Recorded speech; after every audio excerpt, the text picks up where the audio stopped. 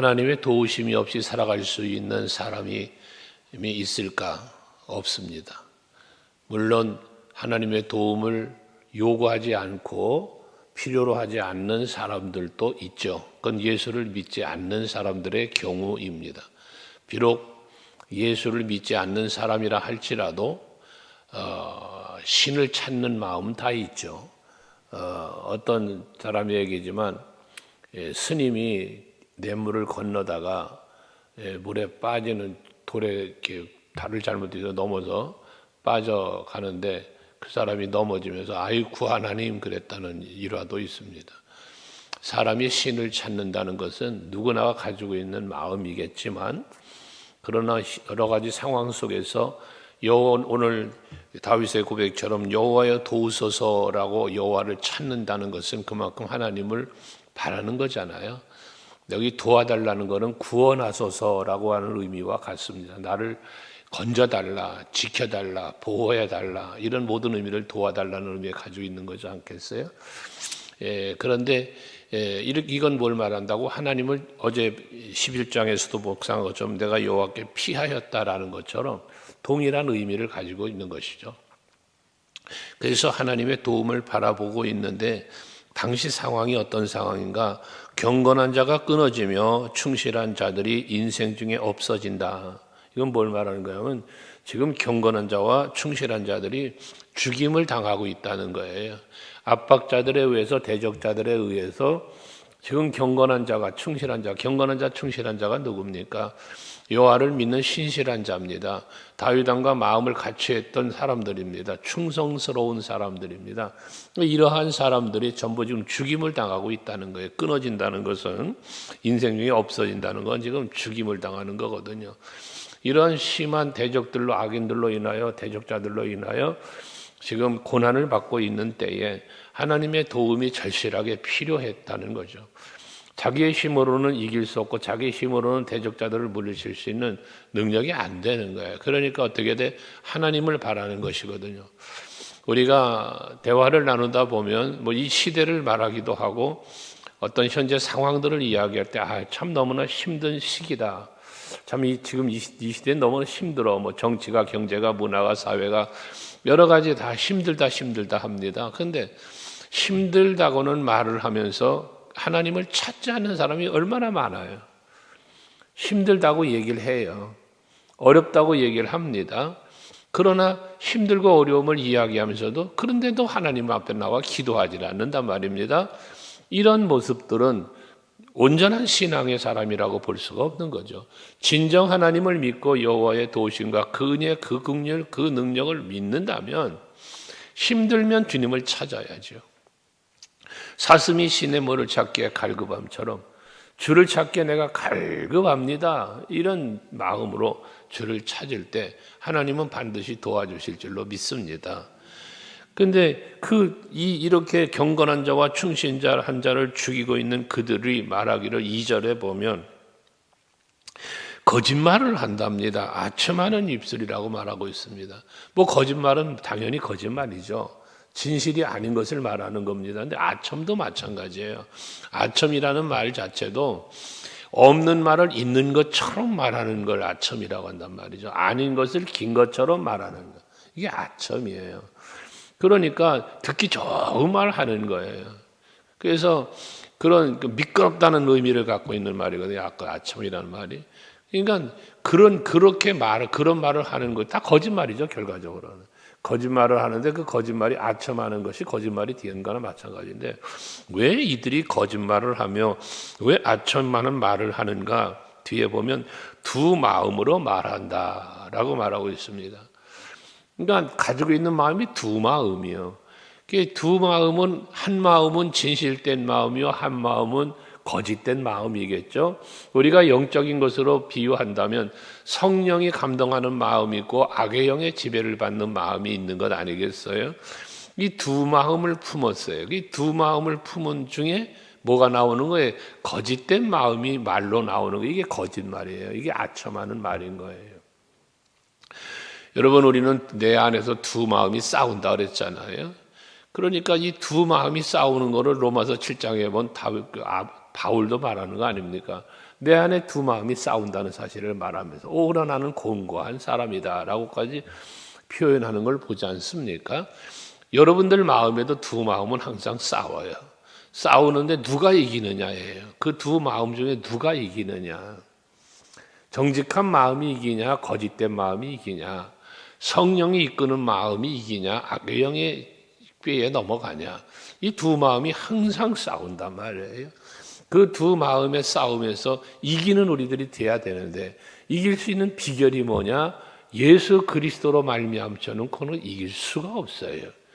그래서 우리들의 이김에 대해서는 뭐 전쟁을 보아도 여호와 하나님의 도우심으로 이기는 거고, 모든 환경도 하나님께서 역사하심으로 이기는 거에 형통하는 거잖아요. 요셉의 형통도 출애굽의 역사도 모든 것 전부 다 하나님께서 도우실 때 승리해요. 그래서 오늘 이 시대에 우리는 뭐예요? 예수의 이름으로 성령의 권능으로 이기게 되는 거죠. 우리를 사랑하시는 이로 말미암아 넉넉히 이긴다. 로마서 8장 37절 말씀하잖아요. 예수 그리스도로 말미암아 이김을 주신다 말씀하시죠. 그러니까 오늘날 우리들의 이김은, 여러분이 이기는 신앙생활을 하려면 방법 없어요. 오직 예수의 이름으로 살아야 돼요. 오직 말씀으로 충만하고 성령으로 충만함으로 살아야 돼요. 그래야 악을 이기고 세상을 이기고 환경을 이기고 모든 것을 이길 수 있게 되어지는 것이거든요. 근데 이들은 지금 뭐 하는 겁니까? 악인들은 그 두 마음을 가지고 있는 중에 악한 마음이 이기는 거예요. 그래서 거짓말하고 아첨하는 말을 하고 이 경건한 자와 충실한 자들을 죽이면서 살아가는 것입니다. 하지만 저들이 아무리 거짓말을 하고 아첨하고 경건한 자와 충실한 자들을 죽이며 해도 3절에 보면 여호와께서 모든 아첨하는 입술과 자랑하는 혀를 끊으시리니 그래요. 결국은 악인들의 멸망을 말하는 것인데요. 거기 보면 아첨하는 입술, 거짓말하는 거죠. 자랑하는 혀, 교만이에요. 이걸 다 끊으신다. 그렇게 못하게 하신다는 거죠. 그 아첨하는 말이나 자랑하는 말이 더 계속되지 못하도록 끊어버리신다. 그들의 멸망이죠. 그들의 죽임을 당함을 말하는 것입니다.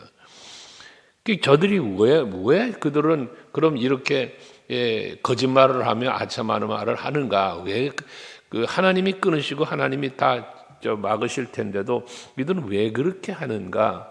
4절에 그 이유를 말합니다. 그들이 말하기를 우리의 혀가 이기리라.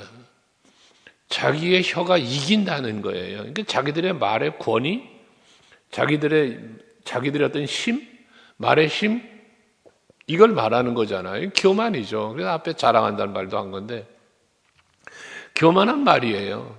우리의 입술이 이긴다. 그러니까 내가 말하면 된다 이 말 아니겠어요? 우리가 말하면 돼. 그러니까 명령하면 죽여. 이런 거 아니겠어요? 그러니까 그런 교만에 빠져 있었다는 거예요. 뿐만 아니라 우리의 입술은 우리 것이니 우리를 주관할 자가 누구리요 하미로다. 이게 얼마나 큰 교만입니까? 우리는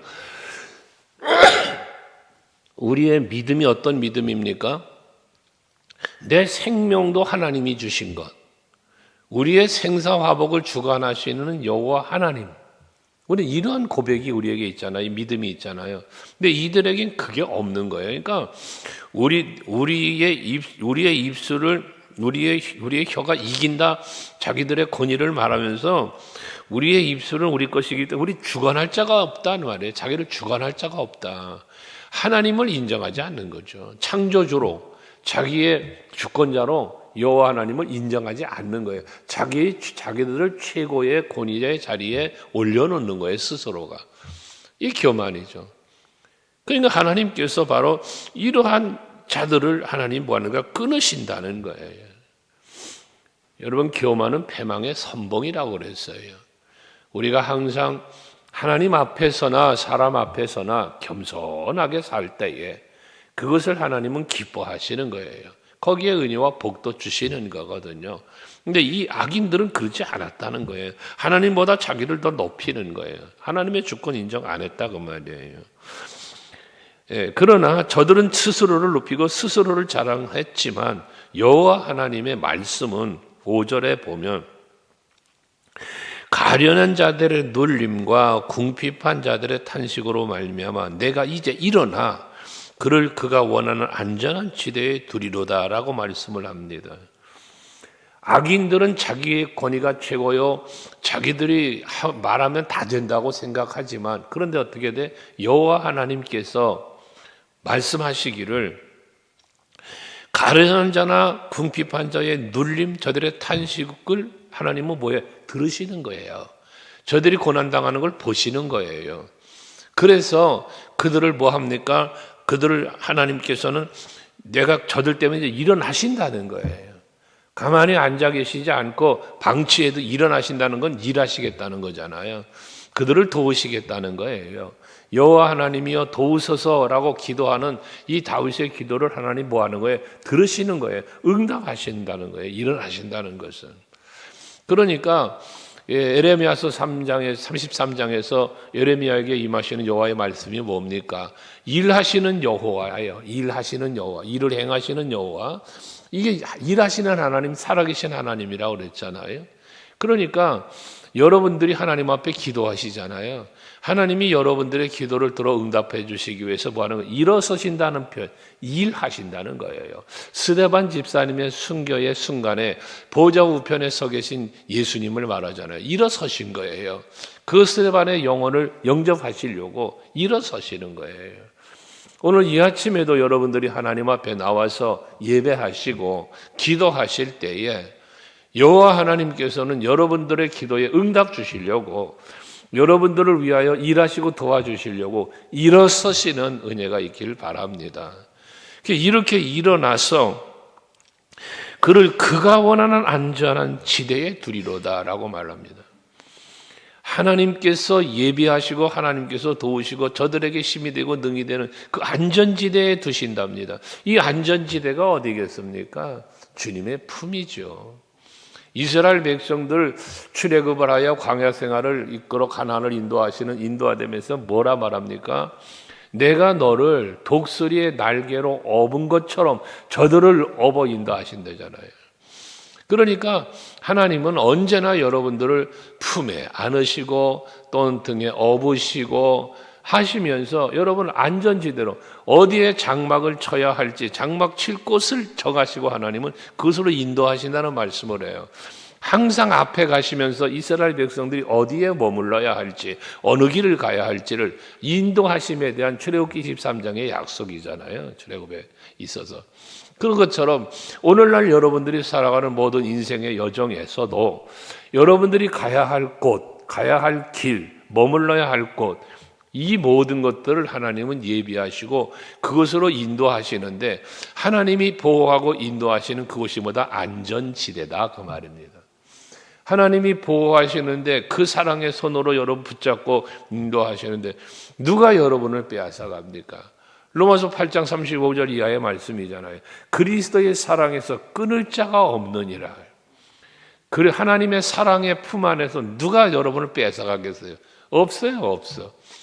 뭐 위험이나 적신이나 칼이나 뭐 전쟁이나 기근이나 그 누구도 그리스도의 사랑에서 빼앗을 수 없느니라, 끊을 수가 없느니라라고 말하잖아요. 이게 바로 하나님이 여러분을 지켜주시는 안전지대입니다. 오늘 한날도 그 여호와의 보호하시는 안전지대 속에서 살아가는 여러분 될 수 있기를 바랍니다. 그러면서 6절에 보면 여호와의 말씀은 순결하며 흙 도가니에 7번 단련한 은 같도다 라고 말합니다.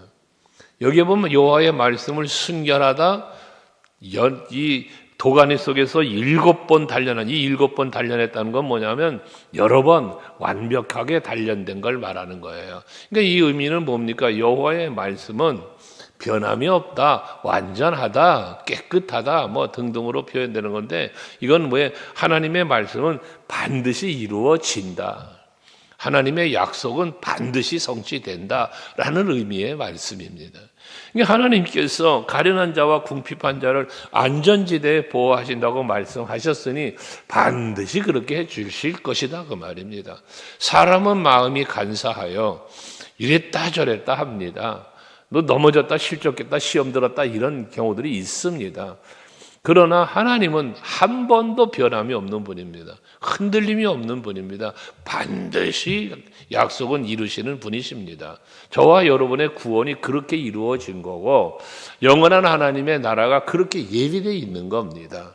그러므로 그러한 변함없는 하나님의 사랑, 하나님의 능력, 하나님의 이 말씀 약속, 이 변함없으신 하나님을 우리는 믿기 때문에 우리는 혹여나 시험이 들고 혹여나 실족했다가도 변함없이 그 자리에 계신 하나님, 나는 떠날 수 있어요. 나는 등을 돌릴 수 있어요.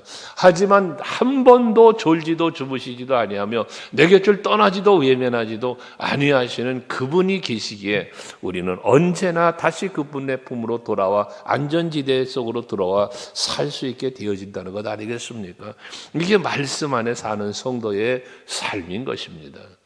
우리는 때로는 잊어버리기도 하고 때로는 그 잊어버림 때문에 하나님과 멀어지기도 합니다. 하지만 하나님은 한 번도 여러분을 버린 적 없으십니다. 외면하신 적 없으십니다. 그래서 오신실하신 주라는 고백을 우리가 찬양으로 하는 거 아니겠습니까? 하나님의 말씀은 이처럼 완벽하다 하시면서 그런 것처럼 하나님의 말씀이 완전한 것처럼 약속을 반드시 지키는 것처럼 7절에 여호와여 그들을 지키사 이 세대로부터 영원까지 보존하시리로다. 하나님이 여러분을 지키시면 잠시 잠깐 지키다가 어느 한 순간 놓았다가 아니에요. 영원토록 지키시고 영원토록 보존하셔요. 하나님의 안전지대는 영원토록 존재해요. 그러므로 예수께서 말씀하시잖아요. 너희는 마음에 근심하지 말아라. 하나님을 믿으니 또 나를 믿어라. 그 믿음이 안전지대 속으로 들어가는 길이에요. 내가 그 길이요 진리요 생명이니 나로 말미암지 않고는 아버지께로 올 자가 없다잖아요. 그러니까 예수를 믿고 예수만 바라보고 예수만 따라가면 안전지대 들어가는 거예요. 하나님 나라 가는 거예요. 이게 믿음의 힘이라는 것입니다. 여러분들에게 그 믿음이 있어서 오늘도 그 믿음으로 살아서 안전지대 속으로 들어가고 안전지대에서 누리는 삶이 그 믿음으로 있기를 축복합니다. 8절도 비열함이 인생 중에 높임을 받는 때에 악인들이 곳곳에서 날뛰는도다. 악인들의 형통을 말하는 거예요. 지금 상황이 그렇잖아요. 지금 다윗은 쫓겨다녀요. 피해 다녀요. 자기와 함께 했던 그런 경건한 자나 충실한 자들이 지금 죽임을 당하고 어려움을 당해요. 악인이 막 형통하는 것 같아요. 그런 상황이에요. 하지만 잠언서 23장 17절에도 말하고 또 24장 1절도 말하는 것처럼 죄인의 형통을 부러워하지 말아라.